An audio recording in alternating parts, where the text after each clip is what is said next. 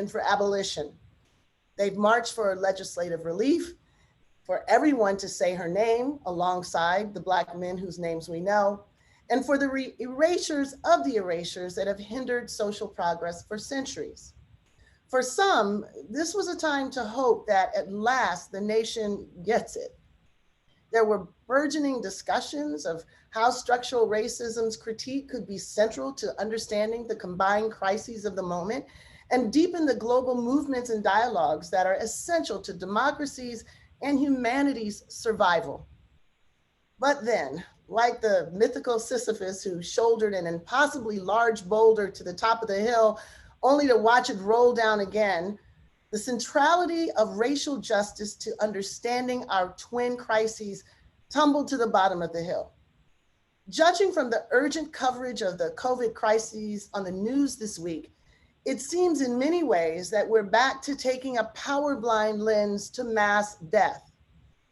Individualized murderers who do so casually, like another day at the office, can now generate massive outrage and surprising cross-institutional reflection. But the slow death that grips the nation's marginalized populations remains difficult to name, to protest, and seemingly to resist.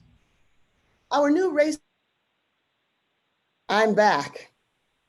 In the good old days, back when we were activists, we would always blame some central intelligence agency for interrupting what was going to be a fierce takedown of our oppression. Who knows what caused that to happen, but we are back and I'm glad you stayed with us. And I think I was actually talking about Sisyphus at precisely the time that I fell out. So I think it's really fitting that we were talking about how Sisyphus shouldered the large boulder to the top of the hill to watch it roll down again. So we are at a time now when the new race conscious commitments of the last 3 weeks don't lack in our possible targets.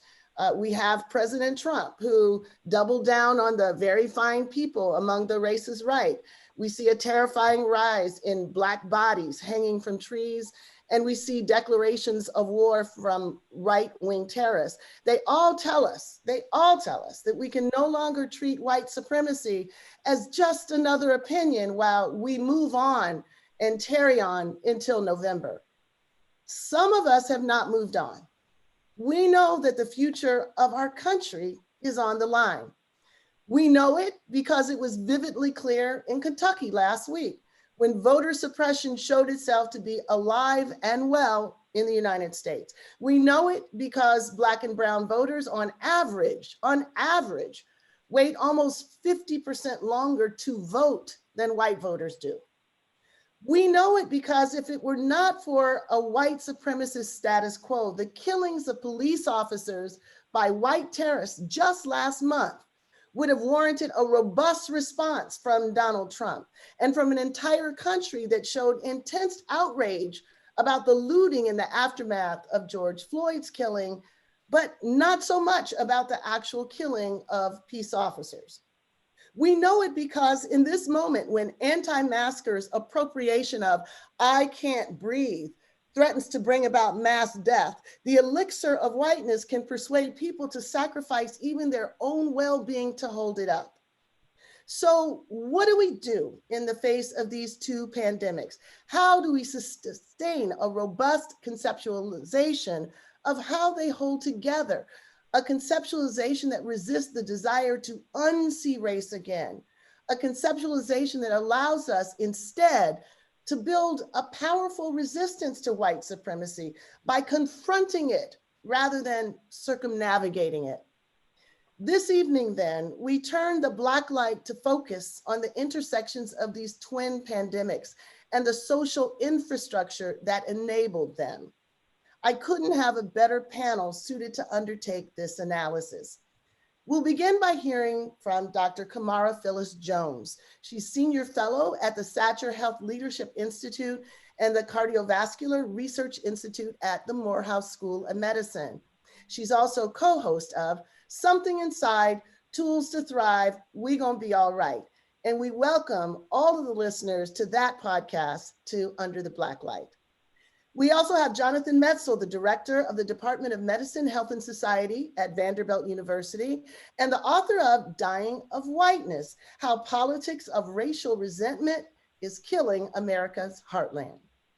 We'll then hear from Keeanga-Yamahtta Taylor, the Charles McElwain University preceptor at Princeton University and Pulitzer Prize finalist for her book, Race for Profit, How Banks and the Real Estate Industry Undermined Black Home Ownership.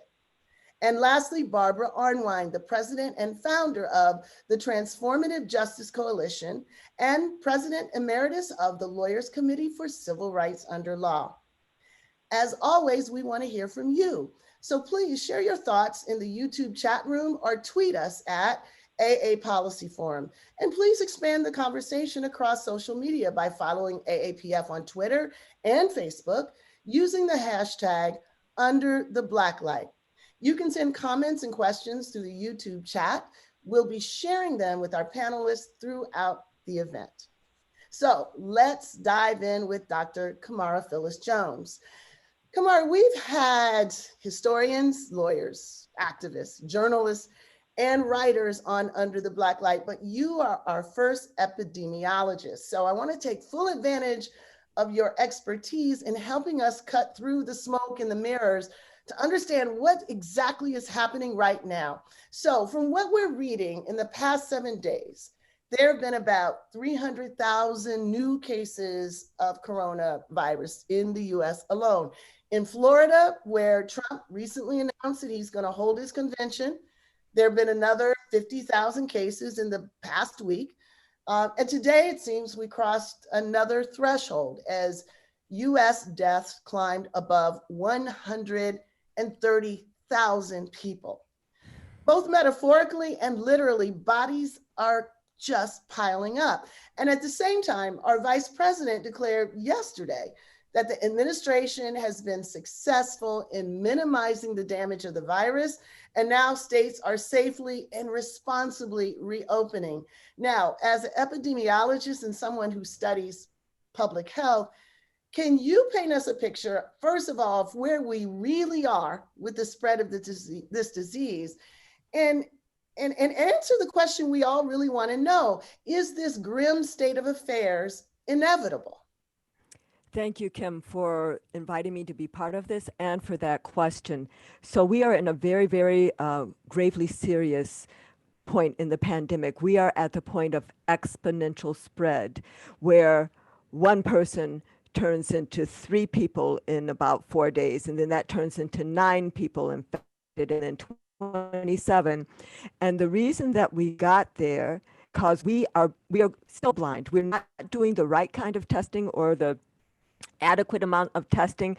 And it's almost as if when it became known that Black and Indigenous and people of color communities across the nation were disproportionately impacted, then the white community felt like, oh, it's just them, that's okay. And the president at that time actually said, reopen America, liberate Michigan, liberate Virginia.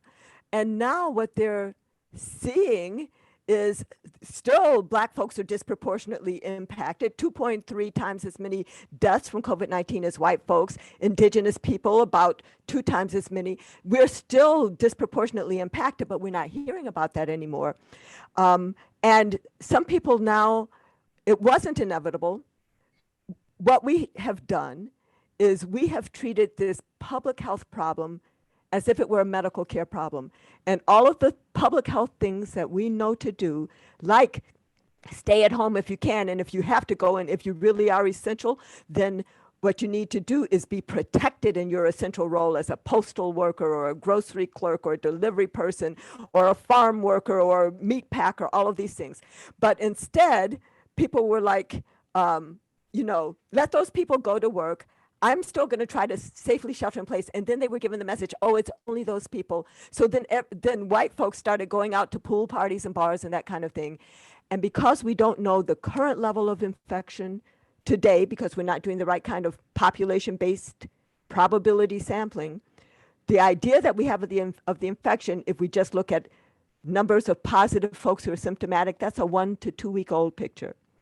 If we look at hospitalizations, 2 to 3 weeks. If we look at deaths, 3 to 4 weeks. And when something is spreading exponential, we don't even know where we're going to be in a few weeks because it has gone too far. So it can really be going through the roof right now. It's like a forest fire gone wild. It's like at the beginning, like lightning struck at the coast. It struck in California. It struck in, New York, Connecticut, New Jersey. It struck in Louisiana, Chicago. It struck in Detroit. It struck in some places, and then it was tamped down. And then some folks figured, oh, well, it's just those people. And they came out and they started fanning the flames. And this thing, the virus has one job, and that's to reproduce itself. And even though Black and brown and indigenous folks were the first hit and the hardest hit and continue to be the hardest hit, we are not the only ones hit, but white folks got confused. They still were thinking about this kind of biological differences or whatever they were thinking about, or they were thinking that their firewall was so strong between the Black and the white side of town that the virus would never get to them. So I'm not sure if my reading of the discourse around this moment then is entirely idiosyncratic, but I have to confess to a bit of whiplash in the coverage. So we've had weeks of coverage in which words have been uttered that we haven't heard in decades. Structural racism, white supremacy, anti-Black racism.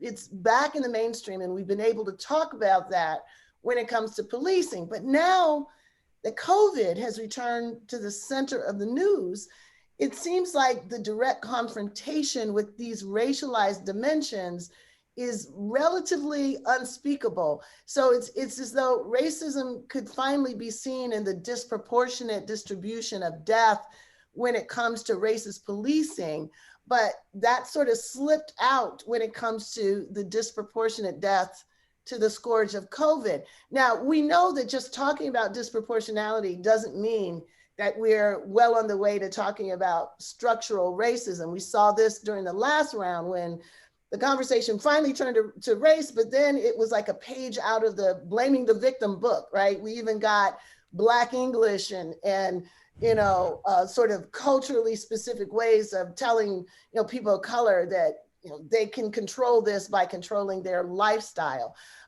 So with all of this, and now we're in some ways back to the height of the crises, what is your sense of what work the disease's disproportionate impact is doing? How's it contributing to this out of control situation? So I have 3 thoughts, which I'll share very briefly.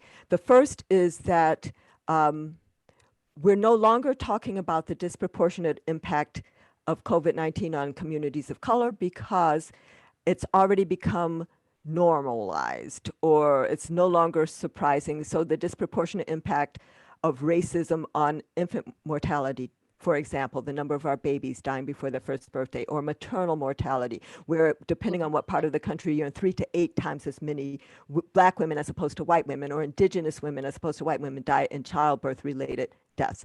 So that's one answer. The second, though, more perverse look at this might actually be that having recognized that thinking that Black and brown and indigenous people were more infected made the government care less. Maybe white people like in power now in the governors, they're like, okay, don't tell them that because now Trump won't send resources. But if he thinks it's white folks, then maybe we'll get some of the ventilators we need or some of the PPE we need or the like. I also want to be clear, when Black folks were being blamed for not understanding or whatever, Black folks were more likely to die from COVID-19 for 2 reasons. That we were more likely and still are more likely to be infected because we are more exposed and less protected. And once infected, we are more likely to die because we carry a heavier burden of chronic diseases and have less access to healthcare. We're more exposed in our frontline jobs, but also in the prisons as unhoused people. We're less protected because we don't have the personal protective equipment on those so-called essential jobs, also don't have the paid sick leave, don't have the Family and Medical Leave Act stuff, don't even have hazard pay. And then we're more burdened by chronic diseases because we live in disinvested, segregated communities, poisoned, no access to food or green, green space and the like, and less access to healthcare, not even just access in the neighborhood, but also access in terms of respectful treatment of our conditions. Yes, for even those who have full coverage, right? There's That's still right. racial bias in the distribution of care. Right. Yeah. And in the placement of testing centers, and in even listening to your symptoms in the ER. And many people, especially at the beginning, Black folks were sent home to die, never even tested, never even had a temperature taken. Mm. So thank you so much, Camara, for getting us started. So at this grave point in the pandemic, and I think that the metaphor, the forest fire gone wild, one would think that people would take more seriously the alarms of epidemiologists, those that have been sending them out for months. They've talked about the highly contagious spreading of this virus. CDC has recommendations to wear masks to reduce the spread. And in some places, there are new mandatory mask rules. But not only are some people refusing to wear masks, they're actively protesting against mask wearing mandates recently enacted. And what's worse is that they're using appropriated language from the protests against anti-Black racism, shouting things like, "We can't breathe," or saying, "We refuse to be a slave to the government. We will not wear masks." So, putting the breathtaking violence of this rhetorical misappropriation to the side, just for a second, I want to ask Jonathan, how do we look at this as a way of seeing how whiteness has been mobilized to animate the grievance politics around public health and safety? I remembered when I saw this, your analysis that while self-preservation might be thought to be the primary directives, when it comes at least to this issue, self-preservation seems to be taking a second seat to whiteness. So how do you relate this to the work that you've been doing under Dying of Whiteness? How is this an expression that only makes sense if you can understand how people come to make choices that effectively wind up being dying for whiteness? Well, thank you so much. I'm so honored to be back in this great conversation. And it's also an honor for me to follow Dr. Jones, who's done so much important work in this field. I think about this really two ways at the present moment. One is, as you suggest, about really almost the inherent suicidality of a form of white supremacy that we've seen kind of building, probably for a very long time, but particularly so over the course of really the past 10 years or so in the United States. And that is this idea that basically anti-Blackness goes hand in hand with almost anti-whiteness. And I say that because a lot of the research that I've done in Dying of Whiteness and since then looks at the really the ways in which policies that are supposed to make white America great again, particularly for working class white Americans, are as dangerous to them as secondhand smoke or living in a house with asbestos all over the place or not wearing your seatbelt when you drive down the street. In a way, the policies themselves, the strategies of what it means to maintain whiteness are lethal. They're lethal, particularly to the working class white supporters who are supposed to be kind of the foot soldiers for this. And in my book, I have a lot of examples for that. I think for me, a big one was resistance to the Affordable Care Act among people who actually needed healthcare at the time. And this idea that basically people would have benefited, except that there was this narrative that happened when the Affordable Care Act that came out. And it was interesting for me to watch when I was doing the research, because in the beginning, people were really for the Affordable Care Act across racial lines in the interviews we were doing in the South. And then this narrative came out that was, this could go to undeserving immigrants or minorities.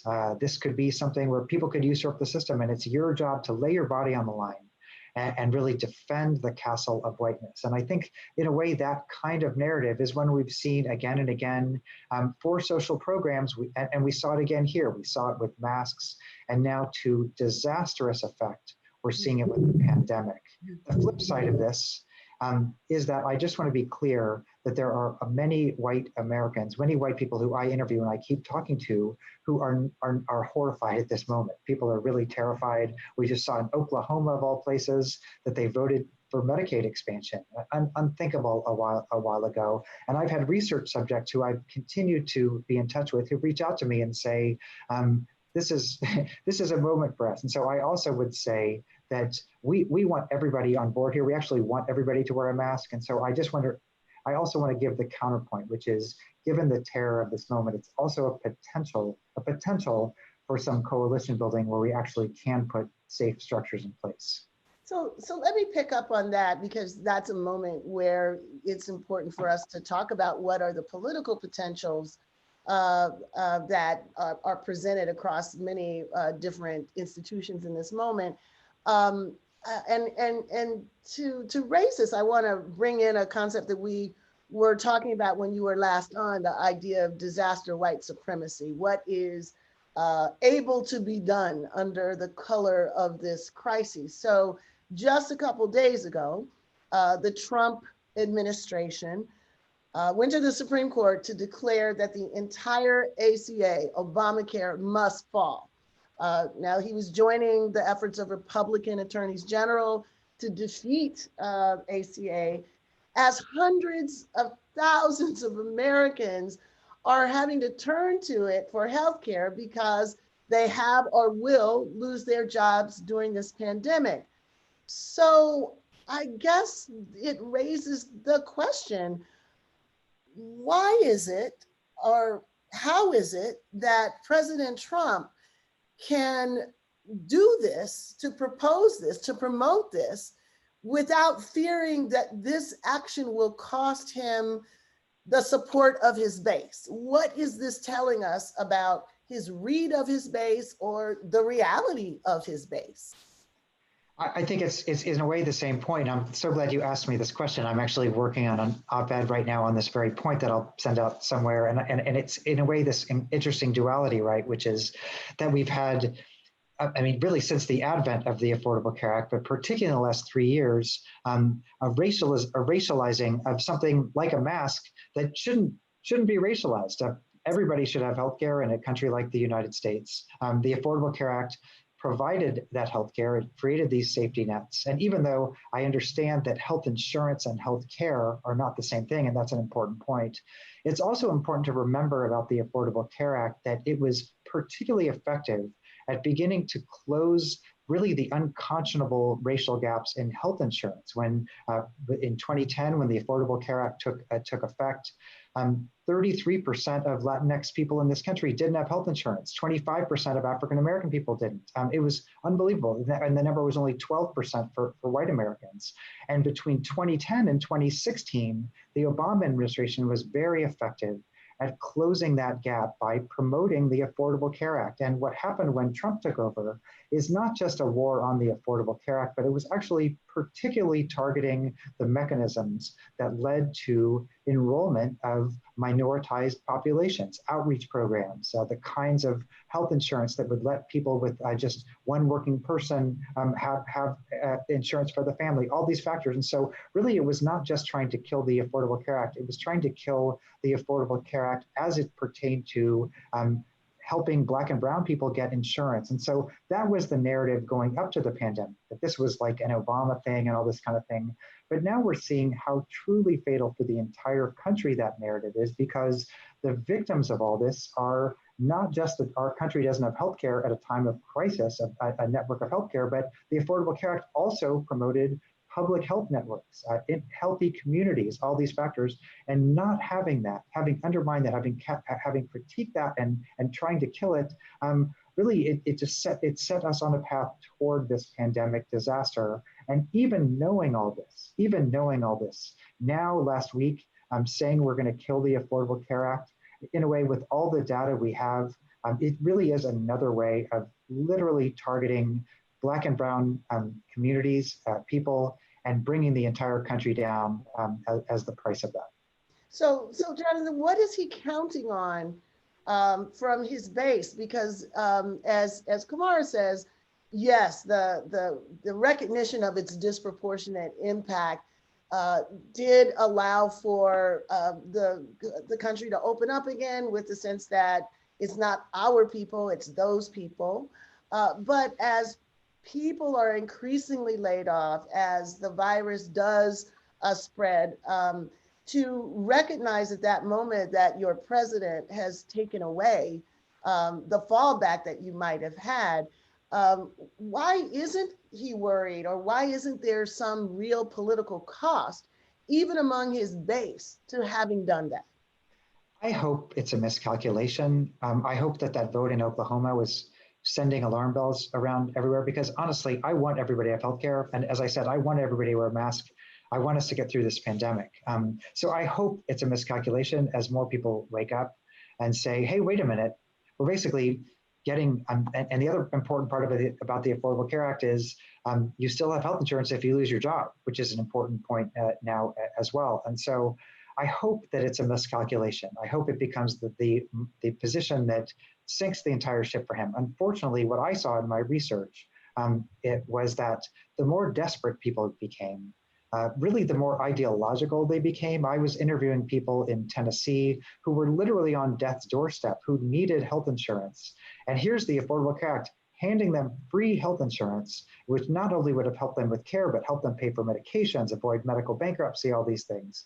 And in their desperate moments, people would say to me things. There's a quote in my book, a guy who had liver failure. He said, I know it'll save my life, but I'm not signing up for a program that will benefit Mexicans and welfare queens. That's what he told me. So this idea of this racial script, in a way, it preys on this idea that people are so desperate, that whiteness is so desperate at that moment. And so again, I hope it's the former narrative, that people start to wake up and we start to create national networks, because that's honestly what we need.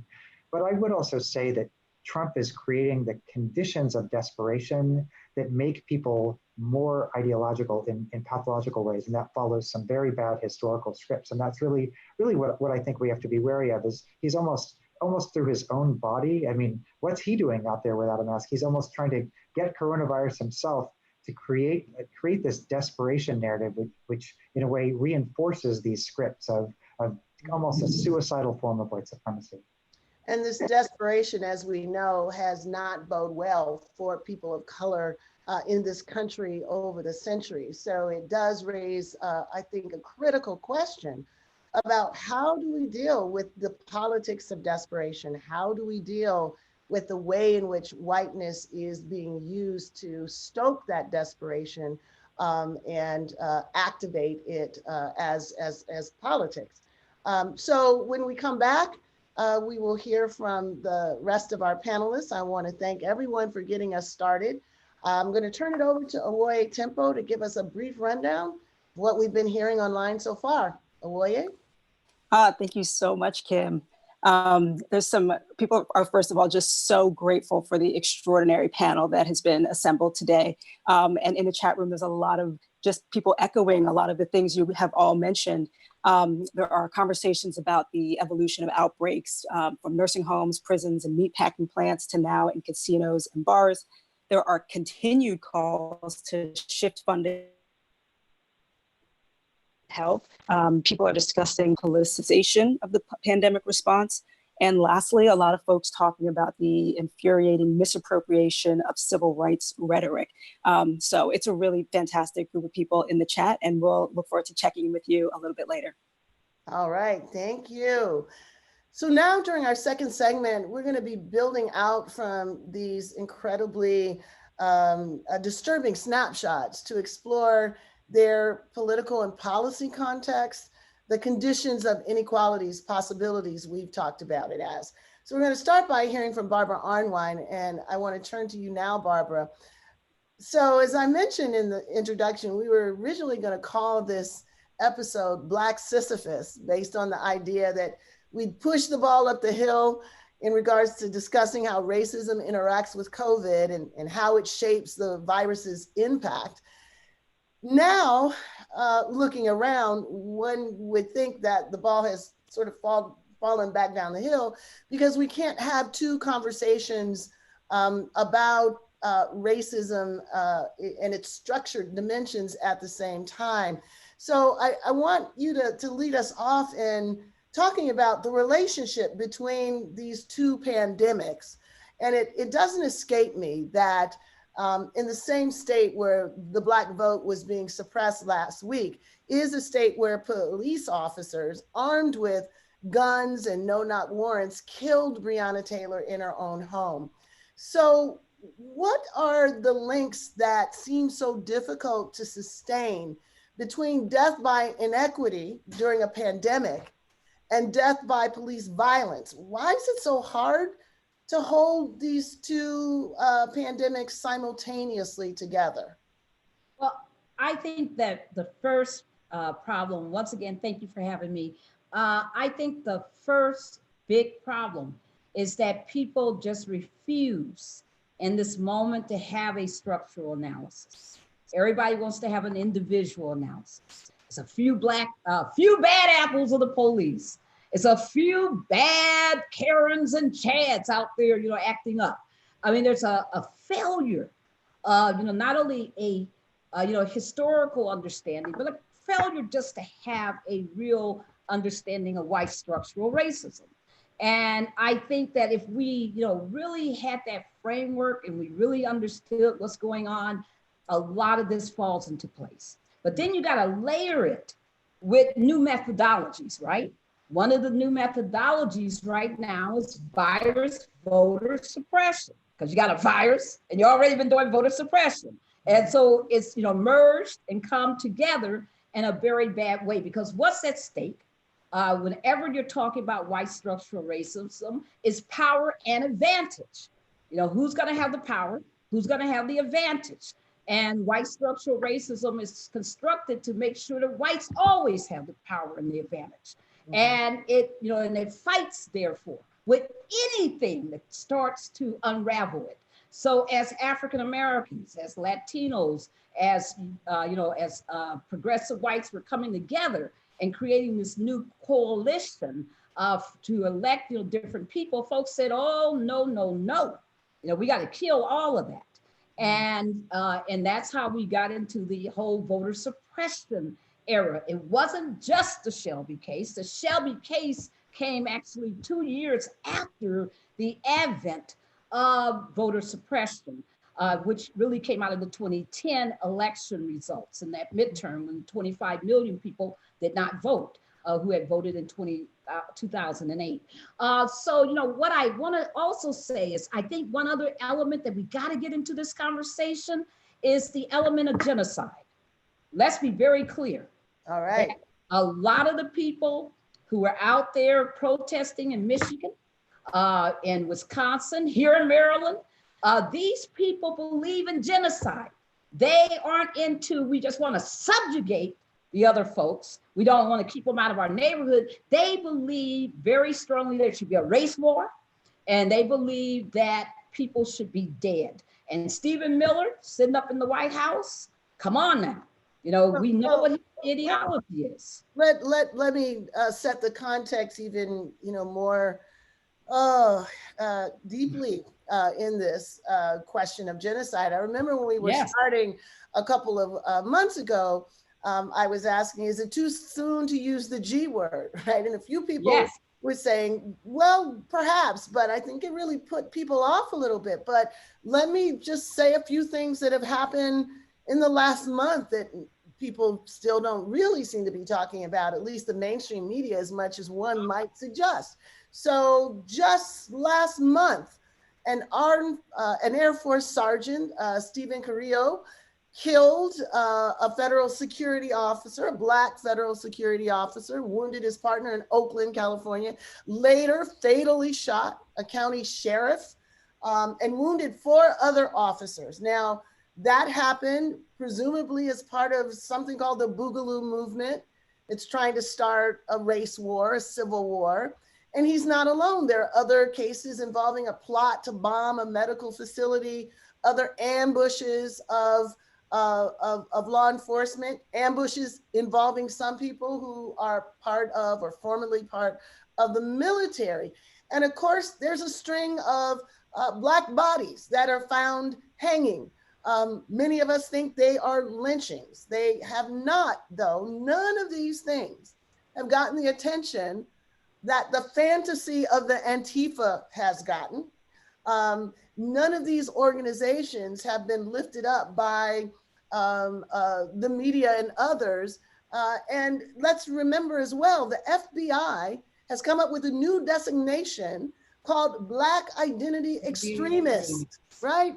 Now, Black Identity Extremists, whoever they are, I guess I'm one too, have never killed a police officer, not responsible for any ambushing whatsoever, have not killed anyone. Yet, to hear President Trump talk about it, it's the Black identity extremists that we need to be worried about, rather than these people who are not just killing civilians, they are killing the people that supposedly Trump cares about the most, police officers.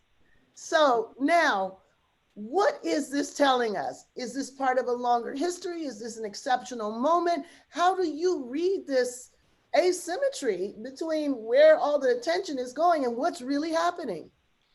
And Kim, it's a long trajectory. What people need to understand is that during the Civil War, the South went to France and put a petition before the nation of France and said that they were being enslaved by the North, that they were, their liberties, their civil rights were, basically being infringed, that they did not have the ability to contract, that they were being treated, as subhuman. They wrote this stuff all during the time that they were, engaging in active slavery and fighting for its preservation. So let's be clear, this appropriation goes all the way back. When you read Higginbotham's In the Matter of Color, just read it and look at the statutes of those statutes and see the appropriation that is in those statutes from Virginia and the other commonwealths and states that he covers in that brilliant book.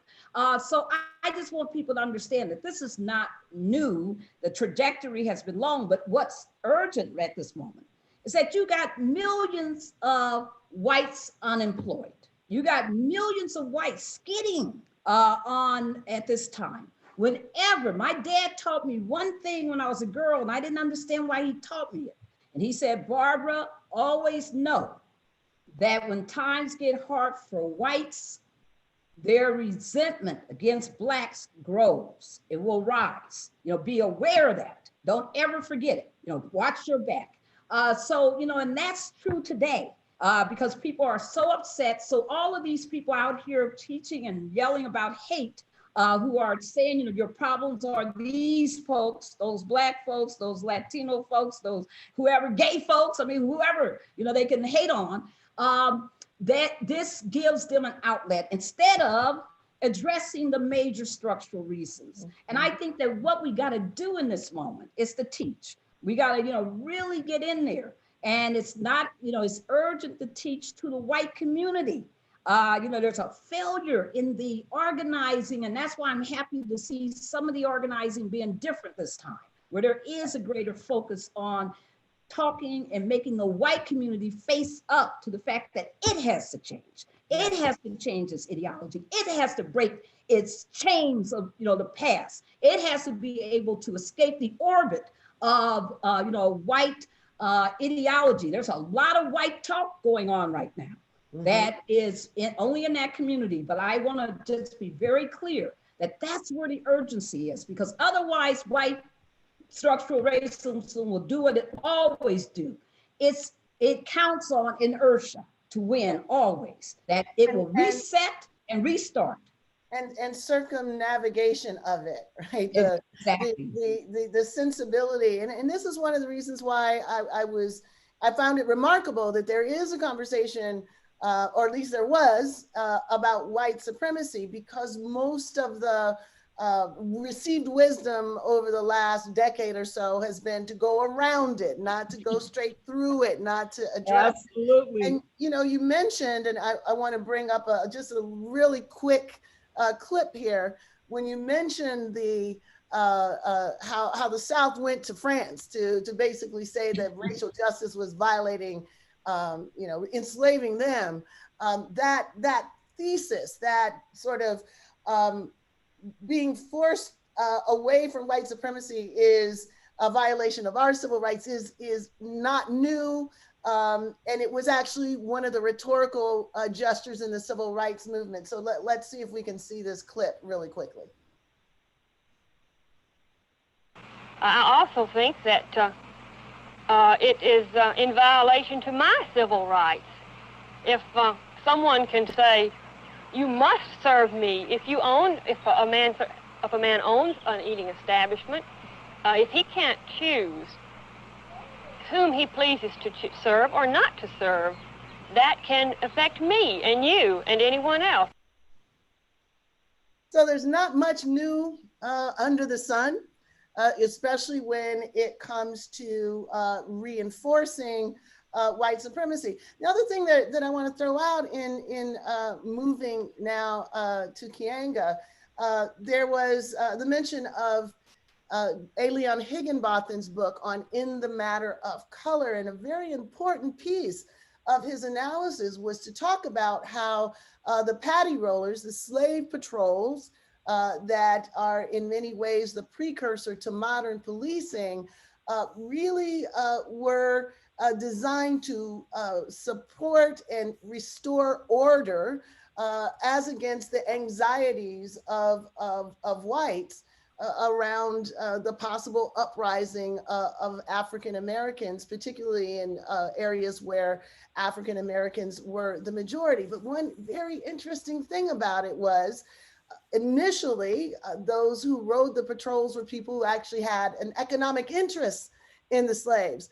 When then whites who were not slaveholders became members of the paddy rollers, the resentments were so profound that sometimes they had to be withdrawn from the slave patrols because they would actually kill and otherwise maim the slaves.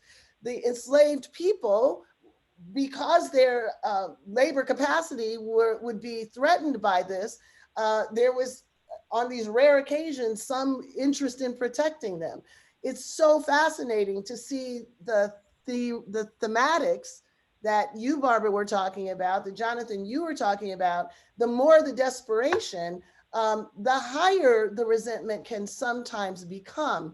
And so I'm wanting to go to you, Keeanga, on this, because for some, there is a question about whether this resentment, whether the unions that sometimes are mouthpieces for these sensibilities are really standing in the way of the energies that are galvanizing now towards police reform. So yesterday, the president of the police union in New York basically said that the $1 billion cut, and we can talk about whether that was really a cut, from the New York Police Department was basically going to endanger everybody. It's as though people are going to be climbing through windows.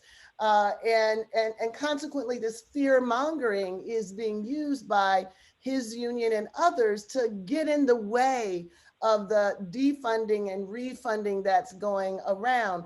So what is the way in which we can understand their power to do this?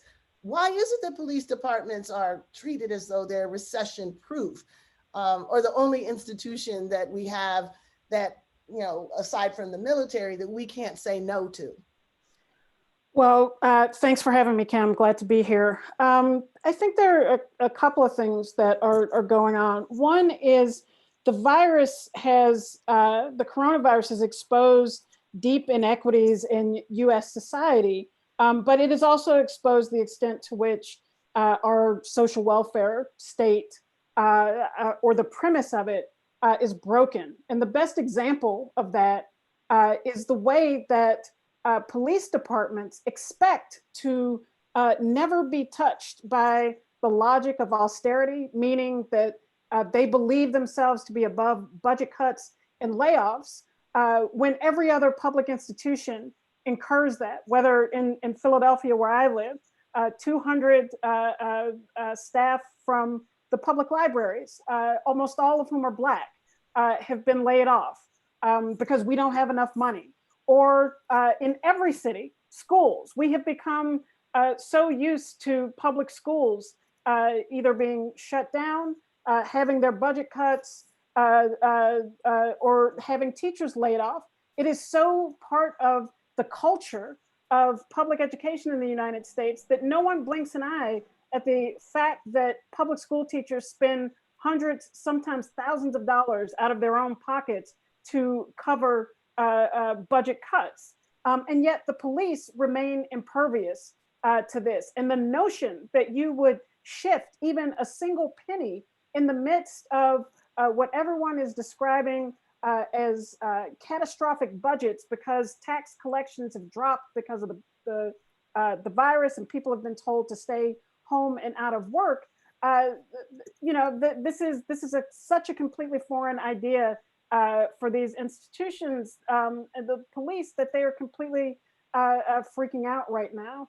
And I think the reason for that is primarily because the police have been seen as a public policy of last resort, that they are seen as the holders of the order for law and order. And so when African Americans historically become so connected to poverty, unemployment, and all of those things that are seen as disorderly in a society, then the police conceive of themselves and are deployed as such by public officials to keep order in those neighborhoods and amongst those populations that they are seeing right now for the police. They see themselves as, well, every other aspect of the state is shutting down. If it's welfare, if it's unemployment, we know that evictions are on the horizon,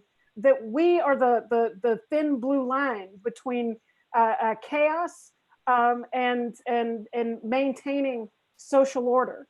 And this is how they conceptualize themselves. Ronald Reagan said in 1966 that the police were the thin line keeping the jungle at bay. He repeated this characterization as cities as jungles in the 1980s.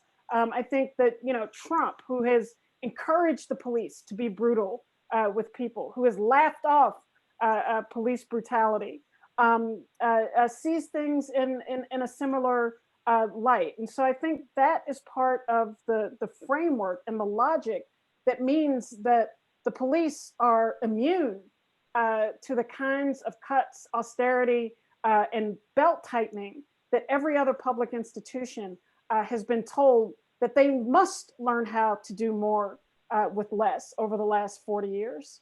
Mm-hmm. Mm-hmm. And I wonder whether in this moment in which, the police have shown themselves to be bloated, to be belligerent, to be brazen in their use of coercion, unnecessarily coercive responses to protesters, whether there's a sense that maybe they've gone too far. I'm noting that, for example, Bob Kroll, the president of the Minneapolis Police Union, he's been involved in 3 shootings, 17 different complaints. In 2019, he's seen praising Trump for taking the handcuffs off and letting the cops do their job. So he's clearly showing his position and the position of his union with respect to the aspects of Trumpism that are nationalist. It just, you can't really step away from that. And then you have the Buffalo police officers who, the unit actually walked off the job for the effort of the department to discipline one officer for assaulting a 75-year-old white man. And of course, we've got video after video showing the police doing what we know they do, but this time they're doing it with the eyes of the world literally on them.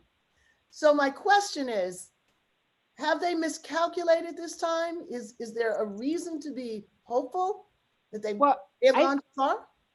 I think yes, and there are two things that are working here. One is that the cameras and the ability for ordinary people to be armed with cameras has really broken the veil of segregation. So Black people have known that the police are lawless and brutal for all of time, since emancipation. This has been a fact of Black life.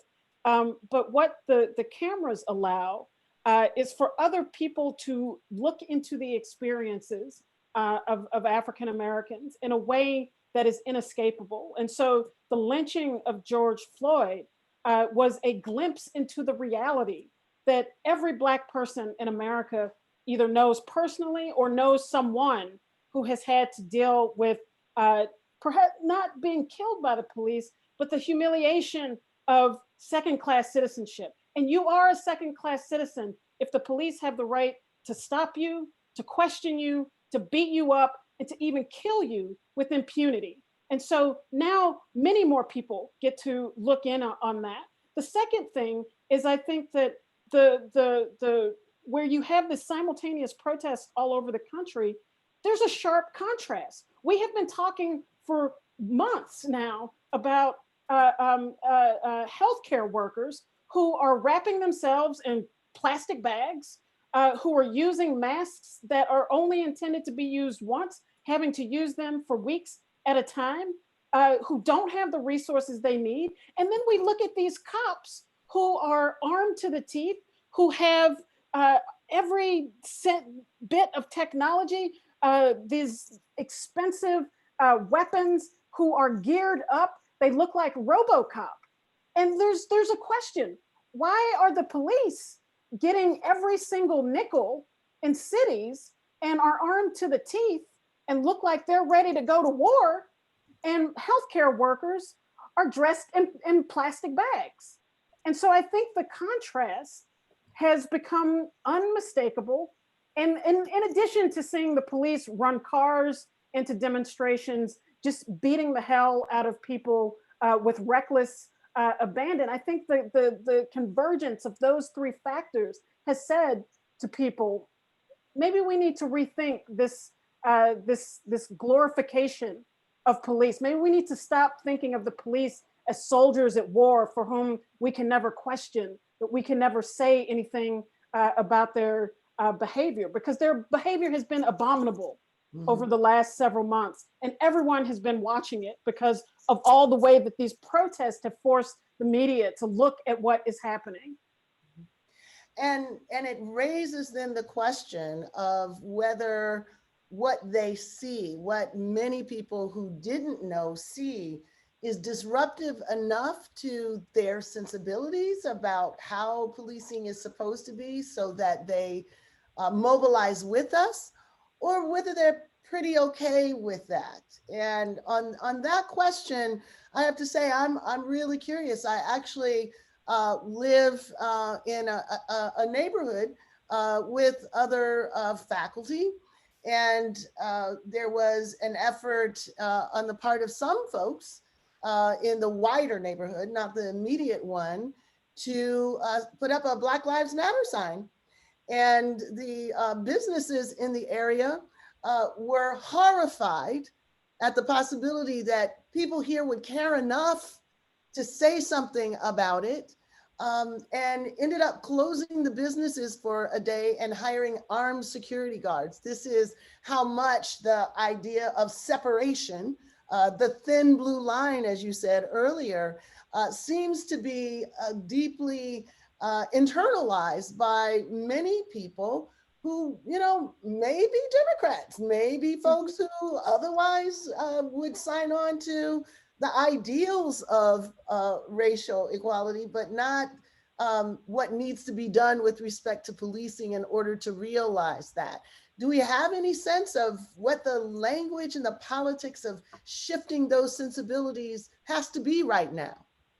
So I think that we are in an incredibly fluid moment where there are lots of possibilities and potential, and we can see the protests have been having an impact thus far. So that is borne out in these, shocking polls. 71% of white people think that there's a problem with racism in the country. This is unprecedented. 60% of white people say that they support Black Lives Matter. This is unprecedented. When asked in 5 or 6 years ago, when the movement first emerged for the first time, those numbers were not that high.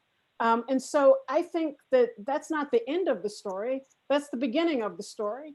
And the direction of where that sentiment goes, whether that sentiment is mobilized, whether it is turned into a more concrete demand, has everything to do with politics and the types of organizing that we engage in, and the strength of our movements. That won't change on its own, because you can be guaranteed that even as ideas are shifting, this country is deeply polarized. The left is growing, but the right is growing as well. And they have a separate set of explanations for what is happening. And they'll have a different answer around Black Lives Matter. Today, yes, it was today, Trump said Black Lives Matter is a hate slogan, right?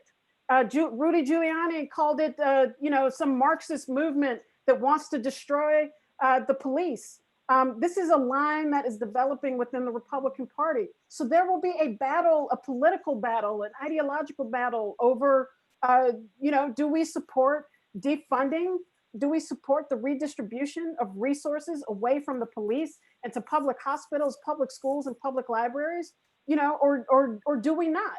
And that's going to be a fight and a struggle that it matters what we do that influences that. So I think it could go in many directions, but we can fight for a direction that is that moves in the way that we want to. But that's a political struggle that we have to engage in. Yeah.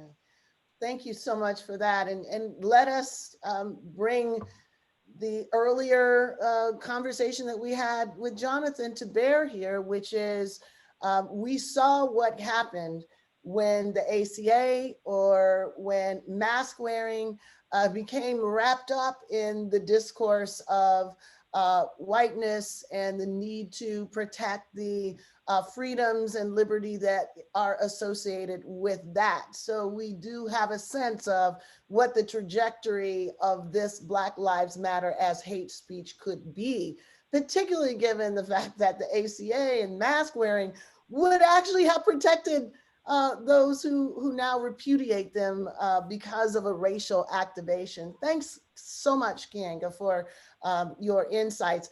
I want to thank everyone for getting us to the next step in this conversation. I'm going to ask Awoye one more time to give us a sense of what some of the questions are that the conversation has generated so far. Awoye? Thank you so much, Kim. So people are talking about the defund police movement.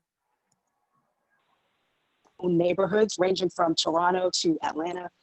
There's been a lot of echoes on Barbara's comment about when times get hard for whites, their resentment for Blacks grow.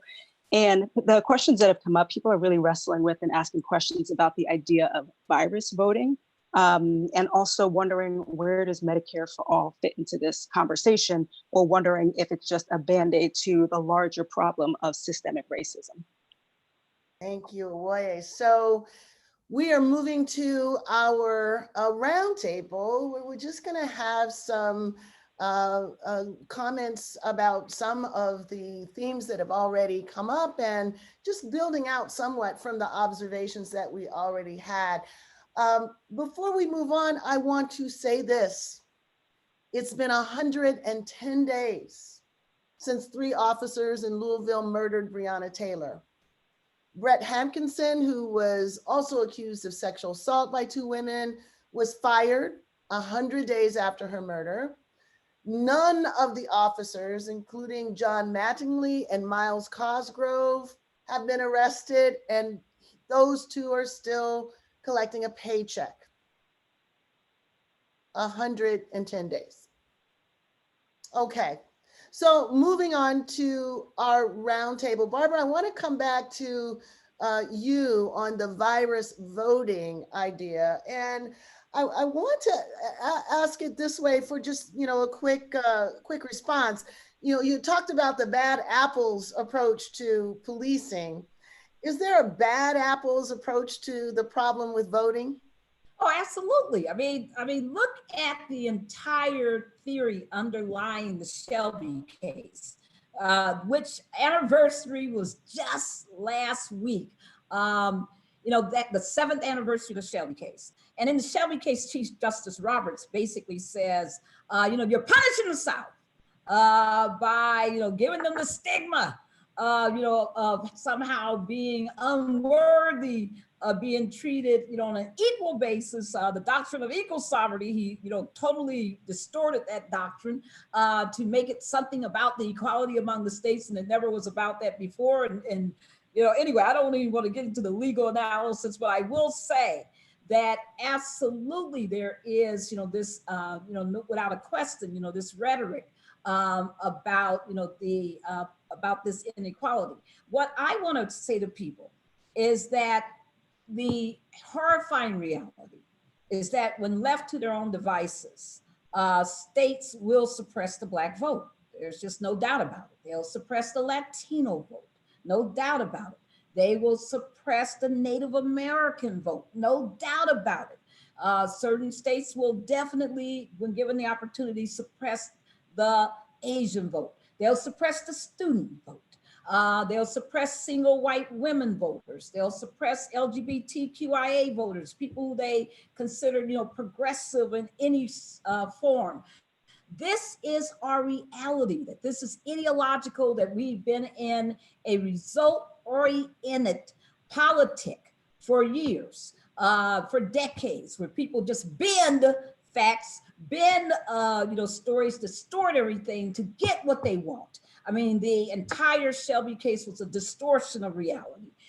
So much of what we watch now, our eyes just blink when we hear, Black Lives Matter, it's a hate crime, or whatever. When I did the map of shame, which is showing right now, I was trying to alert people that, just realize that the way the racial progression works, that it's not linear, that, that you have zigs and zags at the same time. So you can elect a Black president and have unprecedented institution of voter suppression, that you can be talking about the power of Black women voters to the Democratic Party, and at the same time have a focus on vote by mail that hurts the Black vote significantly, without, coming up with the right structural changes. And some of those changes you just can't really do. For example, let's talk about, vote by mail, just really quick, one point. It's very dependent on what, everybody? The internet. Has everyone forgotten that there's something called the digital divide? And that you have millions of households who don't have access to the internet. And a great majority of those are what? People of color. And so what we're seeing around the country is that as these states are saying, you got to apply for your ballot, and that you got to go on the internet and make that application, or somehow you miraculously are going to hear that you can call some kind of telephone number, because they're not going on the air, paying for time, putting up billboards, doing anything to reach out to voters to let them know that they could call, or they can do some non-internet realities. So what we saw in Pennsylvania in their last election is that 50%, African Americans in Pennsylvania, 30% almost, 29% have no access to any internet at all. I'm talking about smartphones, I'm talking about anything. And we're seeing already these reports that came out about what's happening to our poor school children. 20% of children in Boston of color, Black, not showing up at all to any school process virtually online. So we got to be realistic that unless we're going to put money into immediately somehow overnight solving the internet problem, unless we're going to put money immediately overnight to somehow rectifying centuries of bad education, unless we're going to put money into all this, somehow we're going to make this all happen miraculously before November, you got to have something else. You got to have good voter options, meaning you can't just be talking about vote by mail. You can't have a single shot approach. You got to have a multi-dimensional ability for voters to engage in the electoral process. And we can talk about that more. And the important thing is for people to realize that there are such options for folks who really want to know more. And I hope that's everyone. You should visit the Transformative Justice website for information about what some of the better options are to make sure that all of us have access to this important democratic decision-making moment. Thank you, Barbara. Camara, I want to come back to you because we started with the consequences of this forest fire gone wild. We've talked about the racial disparities that are now being were mobilized to resist reasonable efforts to stem the spread of it. We've talked then about how many of these racial disparities are largely connected to defunding some of the institutions that might have effectively been there to address some of these racial disparities. But the most important thing, I guess I want to hear from you is the nature of the frame. So sometimes people talk about race as the factor, but you point out it's not race, it's racism. And we're talking about public health. Racism is in and of itself a public health issue. So for those of us who are not part of the public health discourse, tell us what the significance of that intervention is in the way we think about and talk about and intervene in these racial disparities. Well, I think the first thing is that many people in this country still think of race as being biology, right? But if we were to ask just a general cross-section of people on the street, what do you think the variable race measures? They would say, well, it's social class, or somebody might say, oh, it's culture, or other people say it's genes, but race is just a rough proxy for social class, and that's because of structural racism, the disinvestment in our neighborhoods and all. It is rougher still for culture because so-called Black folks could have just come from Haiti or been raised in the rural South or urban North or Somalia or lots of places, not the same culture. It is meaningless for genes because we have mapped the human genome. There is no basis in the human genome for racial subspecies, but what it exactly measures is the social interpretation of how one looks in this race-conscious society. And the same race that might get checked off for me in an emergency department if I go in because I'm short of breath, and that becomes part of a health statistic, is the same race a police officer notices, or a judge in a courtroom, or a teacher in a classroom.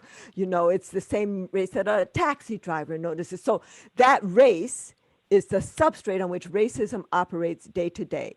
That is how we go from understanding race to knowing that racism, which is the system of structuring opportunity and assigning value based on that so-called race, based on the social interpretation of how one looks, that system. So Camara, I'm going to ask you to say that again because I know some people were taking that down. What is that definition?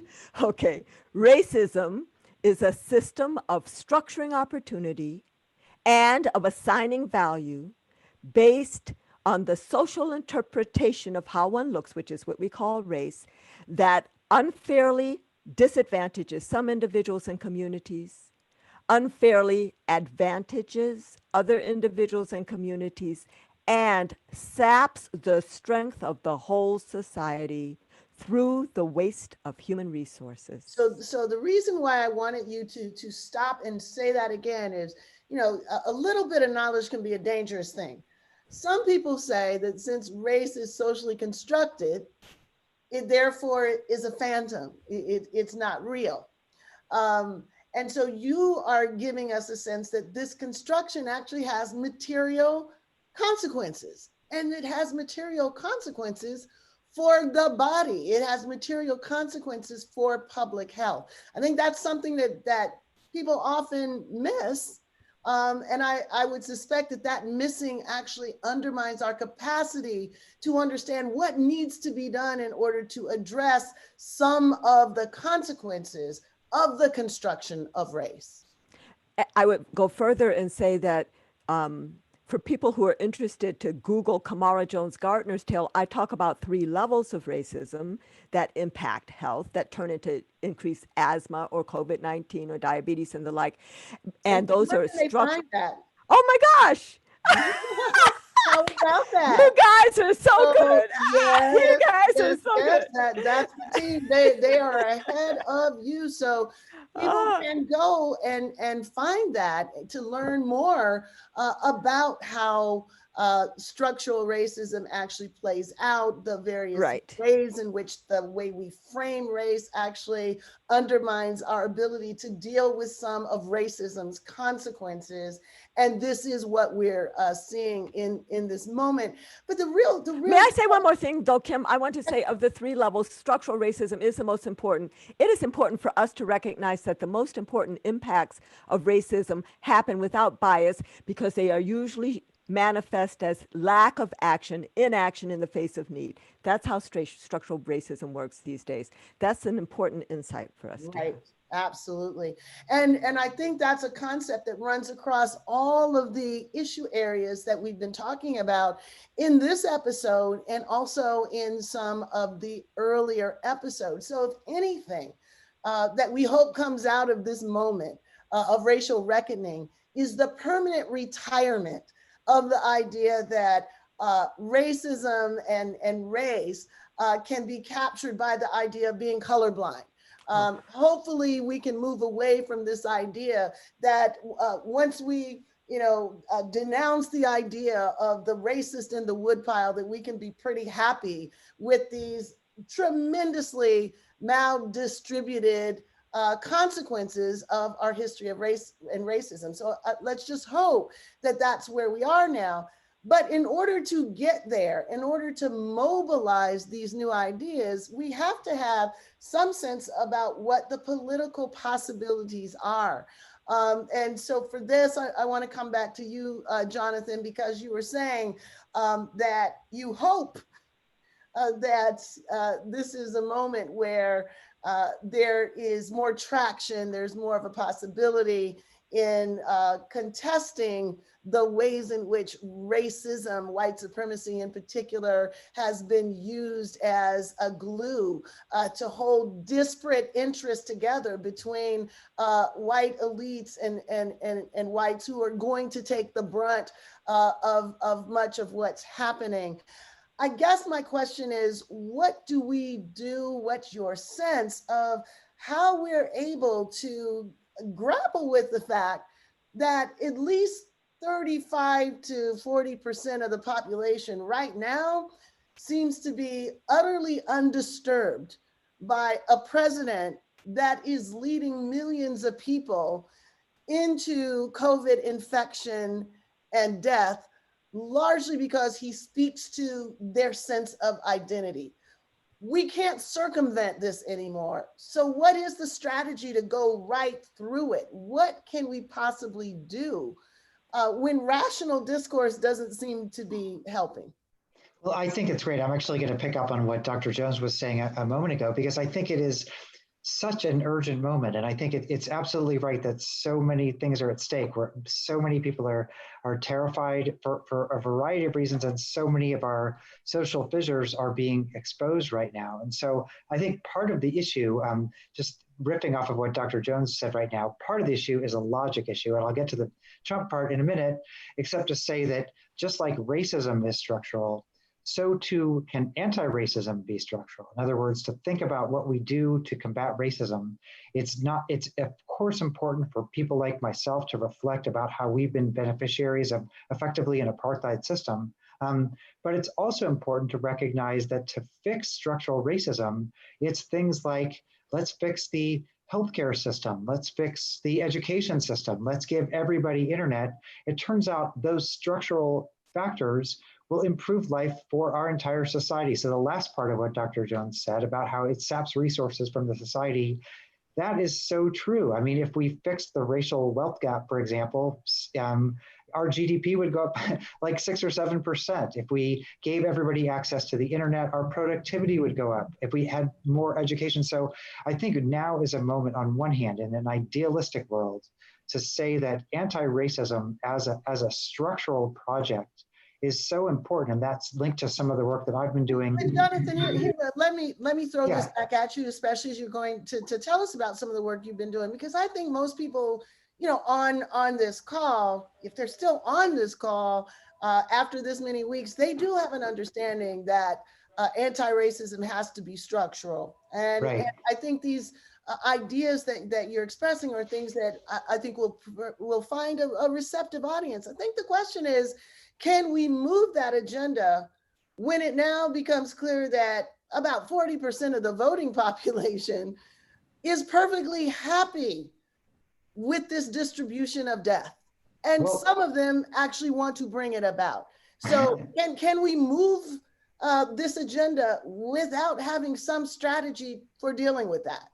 Well, I think that's exactly right. And I'm not trying to be naive about this. I'll just say that the final point about that is who's being structurally racist right now. It's not just structurally anti-racist right now. It's also banks. It's also healthcare systems. We just published an article in JAMA last month using this new framework called structural competency to talk about how the healthcare system can actually be a wealth redistribution and truth and reconciliation system. And so part of the issue for me is that when you have actually the structural racist institutions themselves becoming structurally anti-racist, for me that's an easier point than trying to change individual people's minds, which of course is something I think about a lot because I do research in the South. But I do want to highlight that the fact that at least right now, businesses and banks and medicine. I mean, JAMA hadn't even published the word racism a couple of months ago.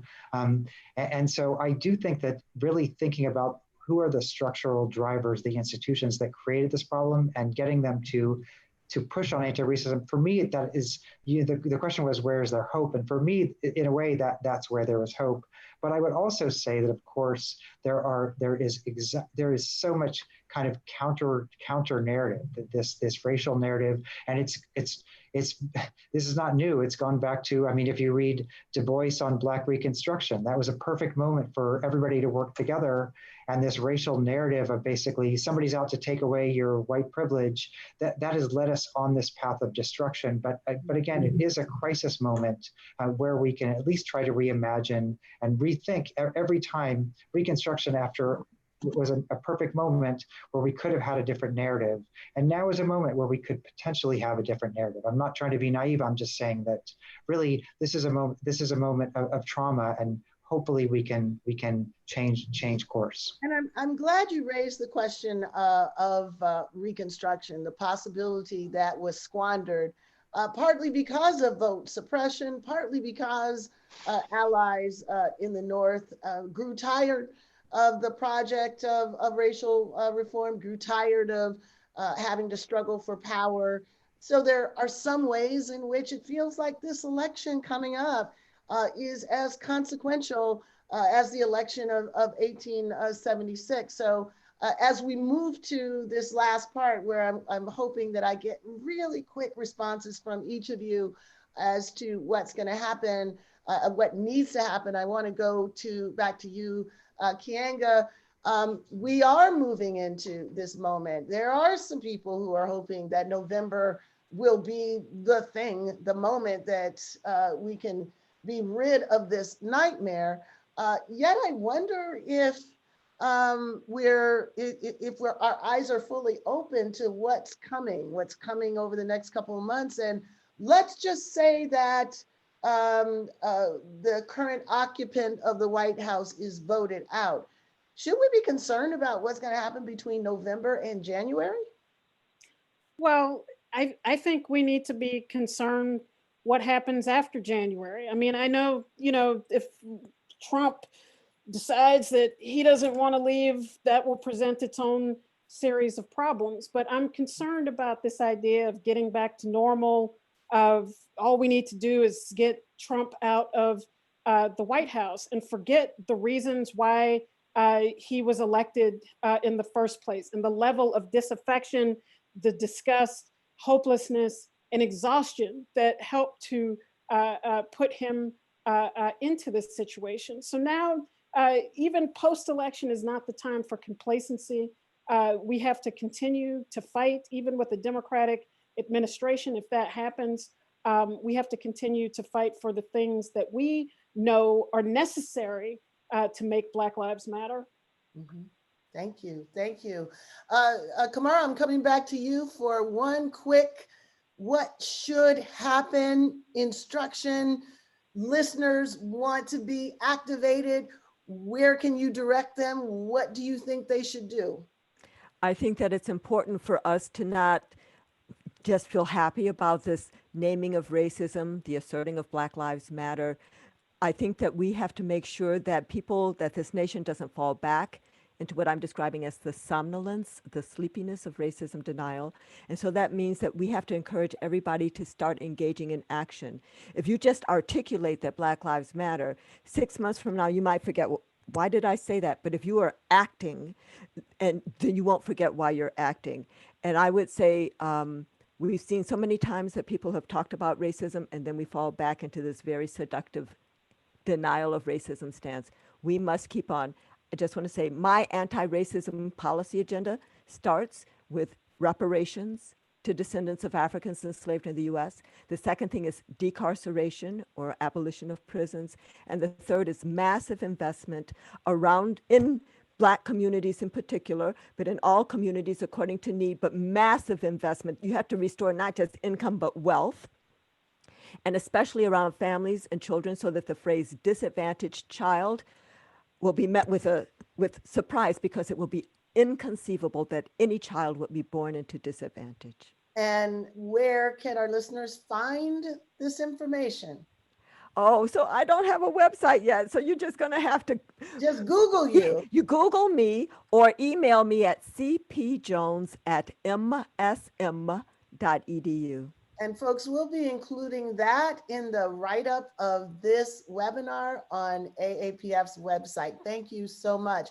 Jonathan, I've asked you some challenging questions. So lead us out. What is one thing you want to direct people to do or to know or to become a part of?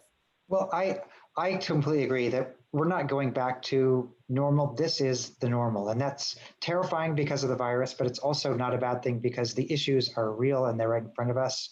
And on one hand, I completely agree that whoever wins the election, the fight really to address these issues that many of us on this great panel have been working on for so long, it's really a moment where everything is out in the open.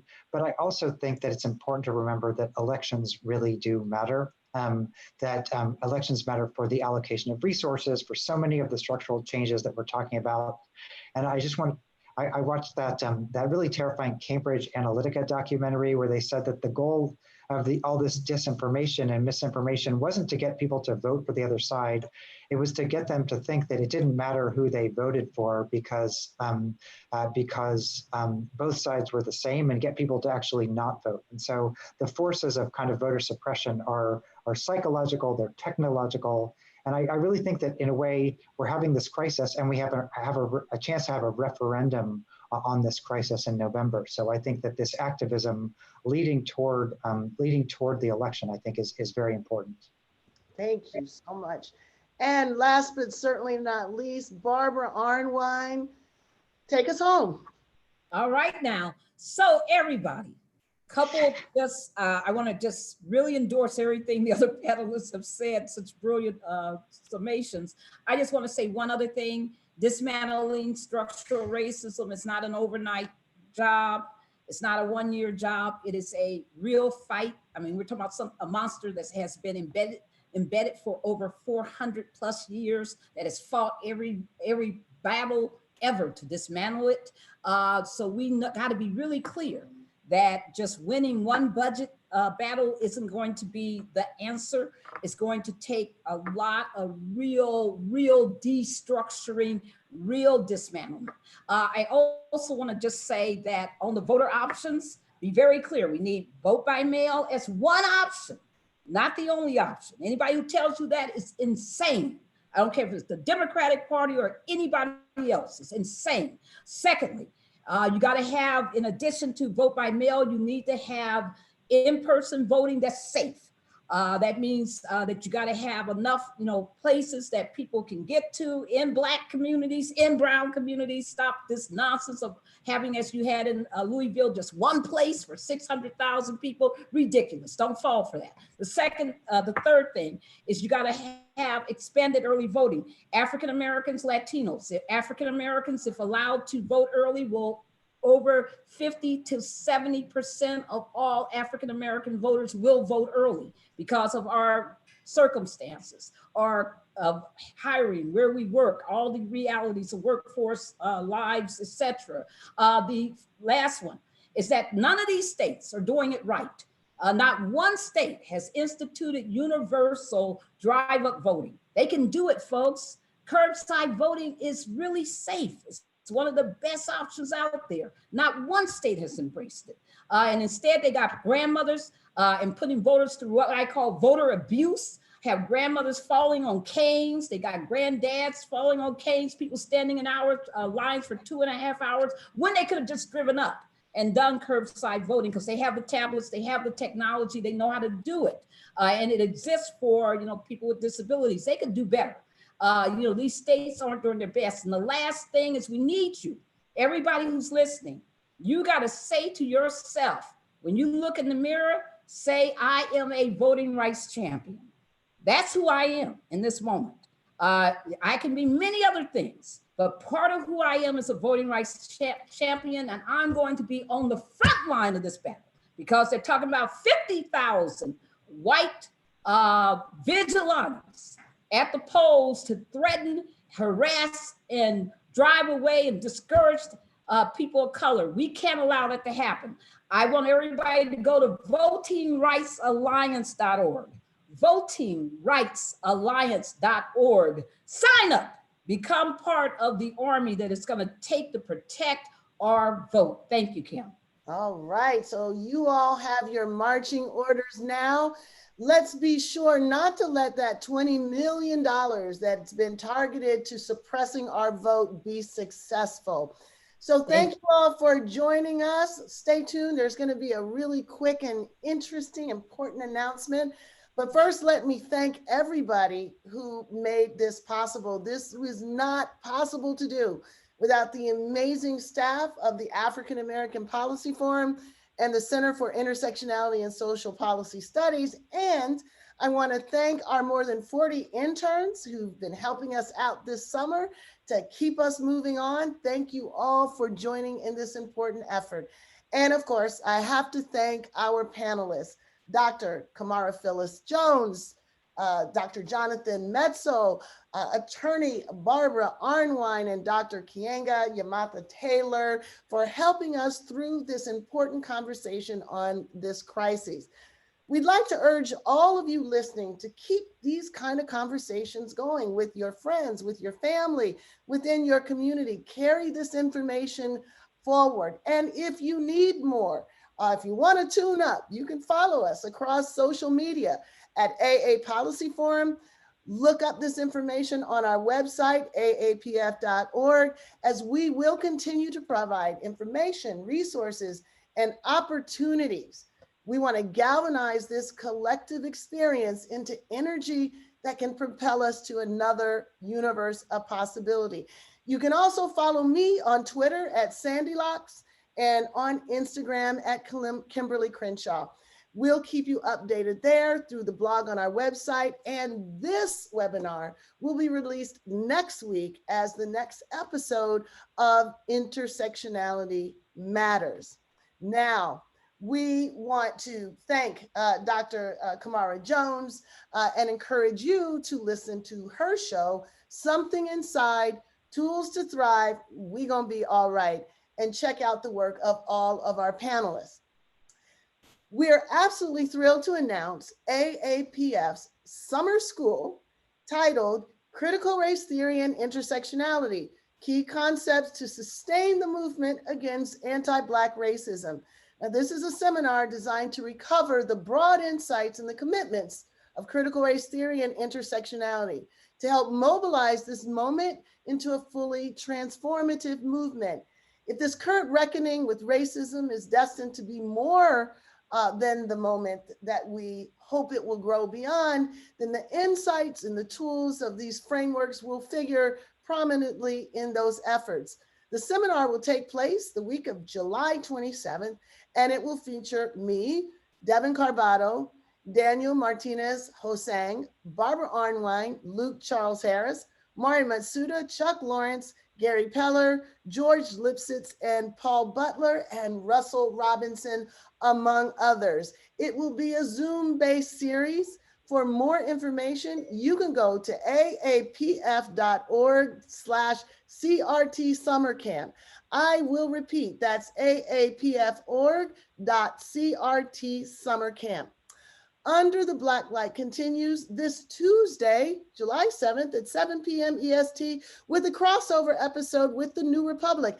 I'll be talking with Pramila Jayapal about her forthcoming book, Use the Power You Have, A Brown Woman's Guide to Politics and Political Change. You can register now on Eventbrite, in the chat, or across our social media platforms.